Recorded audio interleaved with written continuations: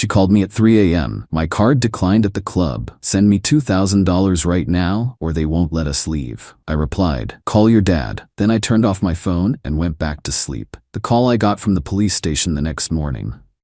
Let me get straight to it because this story is insane. Going to try to keep it short, but there's a lot to unpack here. I'm 30M, engaged to Tiffany, 27F, for 8 months now. We don't live together yet because I wanted to make sure we were compatible before signing a lease. Smart decision, as it turns out. She lives in an apartment with 2 roommates about 20 minutes from my place. Background on Tiffany.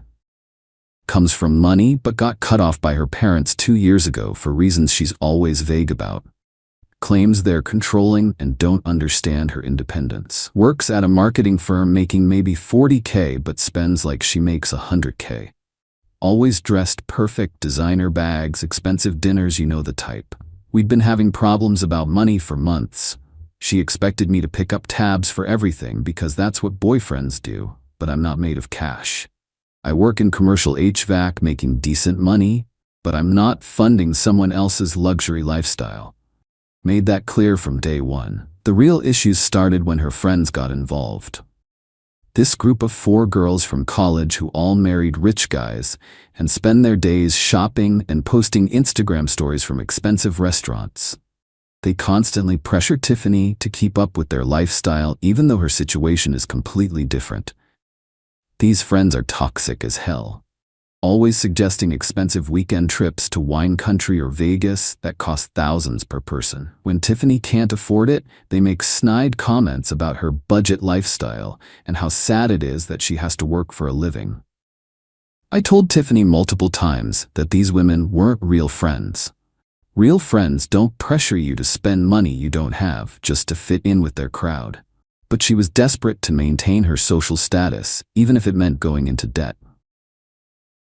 3 weeks ago, Tiffany's friend Madison got engaged to some investment banker. They threw an engagement party at this upscale venue downtown with an open bar and fancy catering. The kind of party that costs more than most people's cars. At the party, I watched these women compete over who had the most expensive dress, the biggest engagement ring, the most exclusive vacation plans. It was disgusting watching grown adults act like teenagers trying to impress each other with daddy's money. Tiffany was miserable the whole night. She'd borrowed a dress from her roommate and felt underdressed compared to her friends' designer outfits. Kept making comments about how lucky Madison was to find a man who could provide that kind of lifestyle. That's when I knew our relationship was in trouble. She wasn't looking at me as a partner, she was evaluating my earning potential against her friends' husbands. I wasn't a person to her, I was a bank account with a pulse. The week after the engagement party, Tiffany started dropping hints about wanting a bigger ring. Mine was a modest 1 carat from K Jewelers, but apparently that wasn't impressive enough for her social circle. She showed me pictures of Madison's 3 carat Tiffany setting that probably cost 50 grand. I shut that conversation down immediately. Told her we'd already discussed our budget and expectations. That if she wanted to compete with trust fund babies, she should have thought about that before getting engaged to a working-class guy. She got defensive, saying she wasn't trying to compete with anyone. Just wanted to feel special on her wedding day, like any bride would. But I'd heard her on phone calls with her friends, complaining about my cheap ring and how embarrassed she was to show it off. 2 weeks ago, Tiffany informed me she was planning a bachelorette party in Miami. Not asking me about it or discussing the budget, just announcing that she'd already started making arrangements with her friends. The cost was going to be around $3,000 per person for flights, hotels, dinners, and clubs. I laughed and asked where she thought that money was coming from. She said her friends were all pitching in, and she expected me to cover her portion as an engagement gift. $6,000 total, because she wanted to bring her sister along too. That's where I drew the line. $6,000 for a weekend of partying while we were supposed to be saving for a wedding. I told her absolutely not, and if she wanted to go to Miami, she could figure out how to pay for it herself. The fight that followed was epic. Tiffany accused me of being controlling and unsupportive. Said any man who really loved his fiancée would want her to have fun with her friends. That I was embarrassing her by making her look poor compared to the other girls. I reminded her that we'd talked about financial compatibility before getting engaged. That I wasn't going to bankrupt myself trying to keep up with people who had family money. She could choose between the Miami trip and having a fiancé, because I wasn't funding both. She stormed out and didn't speak to me for 3 days. During that time, she stayed at her friend Charlotte's house, and they plotted how she could still make the Miami trip happen. When she finally came back, she announced she'd found a solution. Tiffany's dad had agreed to pay for the trip if she promised to be more responsible with money going forward. I was suspicious because she'd told me her parents cut her off completely, but she insisted they were willing to help with special occasions. The Miami trip was planned for last weekend, Thursday through Sunday at some 5-star resort in South Beach. I wasn't thrilled about it, but figured if her dad was paying, then it wasn't my problem. At least, she'd get it out of her system, and we could focus on real wedding planning. Thursday morning, Tiffany left for the airport with 2 giant suitcases and a carry-on full of makeup and jewelry. She was more excited than I'd seen her in months. Kept posting stories about pre-trip mimosas and first-class seats that definitely weren't in her original budget. The red flag started immediately. Thursday night, she posted videos from dinner at some restaurant where appetizers cost $60. Friday was poolside cabanas that rent for $500 a day. Saturday was shopping on Lincoln Road, with bags from stores I knew she couldn't afford. I didn't say anything because technically it wasn't my money being spent. But something felt off about the whole situation. Either her dad was being way more generous than she'd let on, or she was running up debt that would become my problem after we got married. Friday night around midnight, I got a drunk text from Tiffany. Picture of her and the girls at some rooftop club with bottle service. The kind of setup that costs thousands of dollars for a table. She looked happy, but I was starting to worry about where all this money was coming from. Saturday was more of the same. Expensive lunches, yacht rentals, designer shopping sprees. Her Instagram looked like a millionaire's lifestyle blog. Either her father had won the lottery or Tiffany was living in a fantasy world that was going to crash down hard. Saturday night around 2 a.m., my phone started buzzing. Multiple missed calls from Tiffany, followed by increasingly frantic texts. I was asleep and my phone was on silent, so I didn't see any of it until the next morning. Then at exactly 3:17 a.m., my phone rang. Tiffany's name on the caller ID and background noise that sounded like a nightclub. I answered groggily, thinking maybe there was an emergency. "Baby, thank God you answered," she yelled over the music. "I need you to send me money right now." I was instantly awake. "What are you talking about? What's wrong?" "My card declined at the club. We ran up this huge tab and security took our IDs. They're calling the police if we can't pay right now. I need you to send me $2,000 or we're going to get arrested." I sat up in bed trying to process what she was telling me. "What do you mean your card declined? I thought your dad was paying for this trip." "He gave me money for the hotel and flights, but we've been spending more than expected. My credit cards are maxed out and the girls don't have enough cash to cover the tab. You have to help me." That's when it clicked. There never was money from her dad. She'd been financing this entire trip on credit cards, and now reality was catching up. The fancy dinners, the shopping, the bottle service, all of it was debt she'd been accumulating. "How much is the tab?" I asked.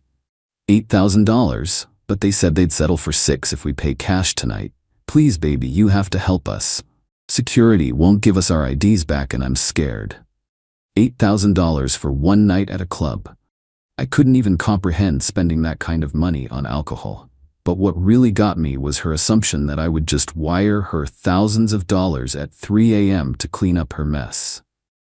"Call your dad," I said calmly. "What? I told you he already helped with the trip.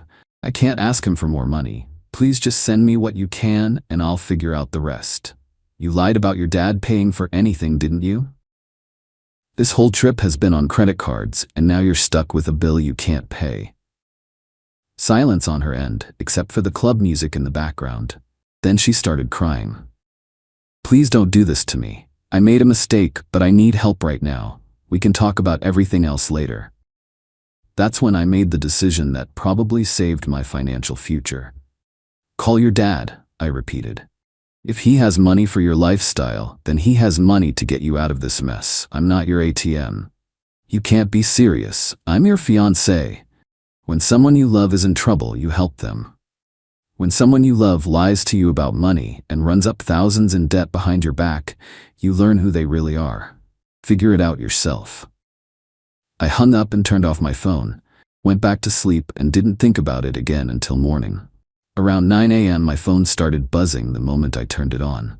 Dozens of missed calls from Tiffany, plus calls from numbers I didn't recognize. Voicemails that I deleted without listening, text messages that got increasingly desperate as the night went on. Then around 11 a.m., I got a call from a Miami area code that I almost didn't answer. But something told me I should take it. Is this Jacob Morrison? Speaking. This is Sergeant Rodriguez with Miami Beach Police Department. We have your fiancée Tiffany Walsh in custody and she asked us to contact you. My heart sank. Despite everything, I didn't want her to actually get arrested. What are the charges? Theft of services and disorderly conduct. She and 3 other women racked up a substantial bill at a nightclub last night and couldn't pay. When police arrived to investigate, your fiancée became belligerent and resisted when officers tried to arrest her. I rubbed my temples trying to process this information. Is she okay? She's fine physically, spent the night in county lockup and will be released this morning if someone can post her bail.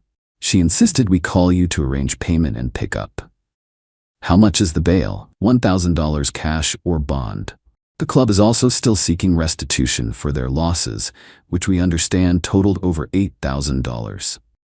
So she still owed the money that started this whole mess, plus now had bail and legal fees on top of it. Her fun weekend in Miami was turning into a financial catastrophe that could follow her for years. Officer, I appreciate you calling, but I'm not in Miami and won't be posting bail or covering any costs related to this incident. She'll need to contact her family or friends for assistance. Long pause on the other end. Sir, are you sure? She was very insistent that you would handle the situation. I'm sure. She created this mess with her own choices, and she can figure out how to clean it up. After I hung up, I sat there thinking about how we'd gotten to this point. 9 months ago, I thought I was engaged to someone responsible and mature. Now she was sitting in a Miami jail cell because she couldn't control her spending or face reality about her financial situation. The next few hours were wild. Tiffany's friends started calling me, demanding I bail her out. Charlotte screamed at me for abandoning my fiancé in her time of need. Madison accused me of being controlling and emotionally abusive. Sarah said I was ruining their friendship by letting Tiffany suffer. I told each of them the same thing. If they were such good friends, they could pool their trust fund money and help her out. After all, they were the ones who pressured her to take this trip in the first place. My wallet wasn't responsible for their poor decisions. Around 3 p.m., I got a call from a number I didn't recognize. Tiffany's father, who I'd only met twice during our entire relationship. He was calling from the airport on his way to Miami to deal with the situation. We need to talk, he said without introduction. About what, Mr. Walsh? About the fact that my daughter is sitting in jail because her fiancé refused to help her in an emergency. I almost laughed. An emergency she created by lying about having money for a trip she couldn't afford. Your daughter has a problem with financial responsibility, and I'm not enabling it anymore. She made a mistake, but that doesn't mean you abandon her when she needs help. What kind of man leaves his fiancée stranded? The kind who recognizes that constantly bailing someone out of their bad decisions doesn't help them learn to make better ones. Did you know she told me you were paying for this trip? Silence on his end. Then a sigh. We haven't given Tiffany money in over 2 years. She burned through her trust fund in 6 months and expected us to keep funding her lifestyle indefinitely. That confirmed what I'd suspected. So she lied to me about everything. The trip, the shopping, the restaurants, all of it was on credit cards she can't pay off. Probably. Look, I'm going to handle the bail and legal fees because she's my daughter.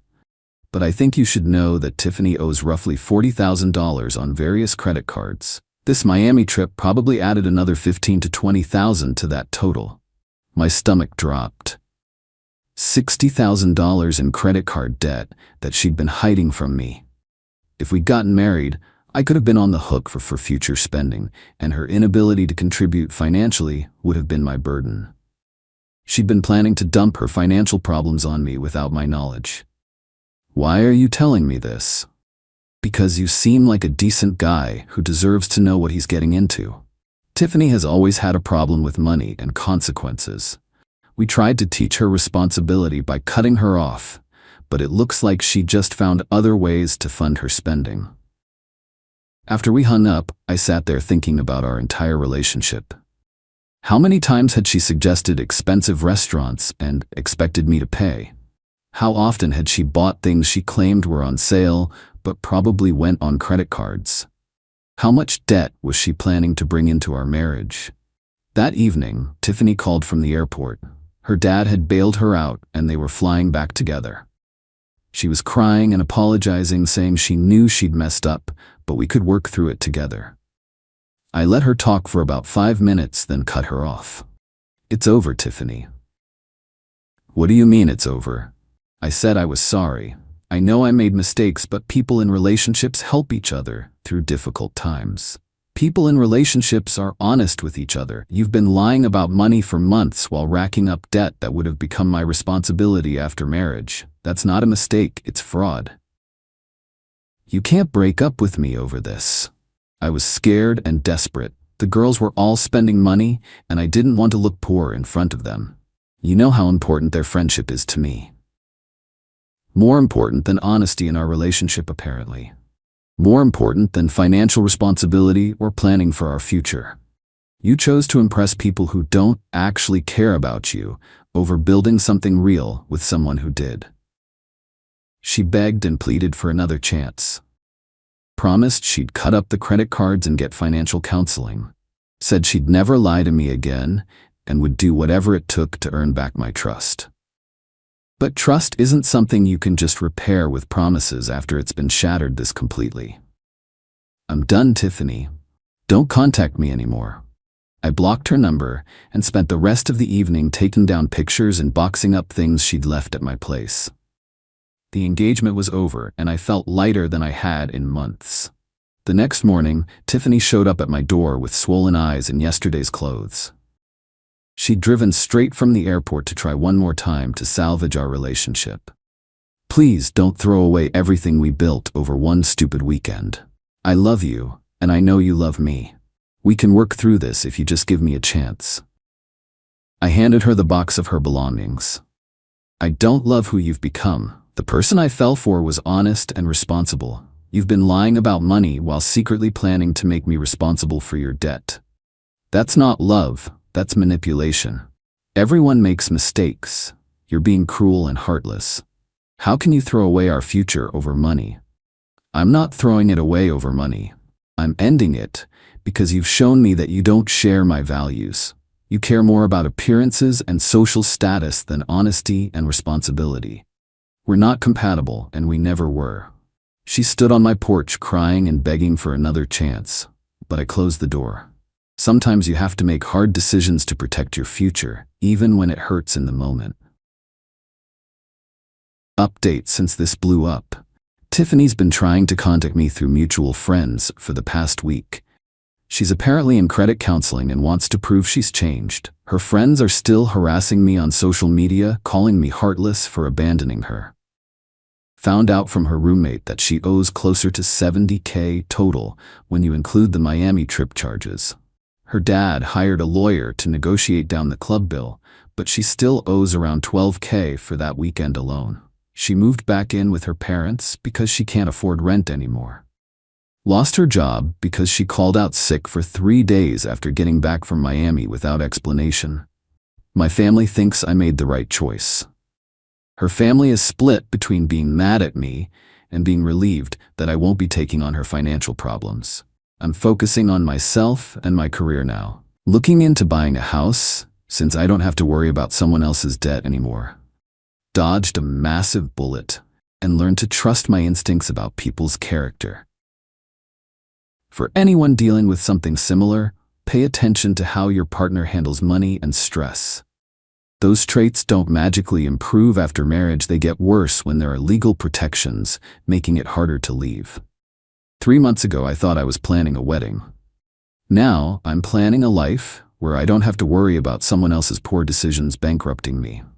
Sometimes the worst things that happen to you turn out to be the best things that could have happened.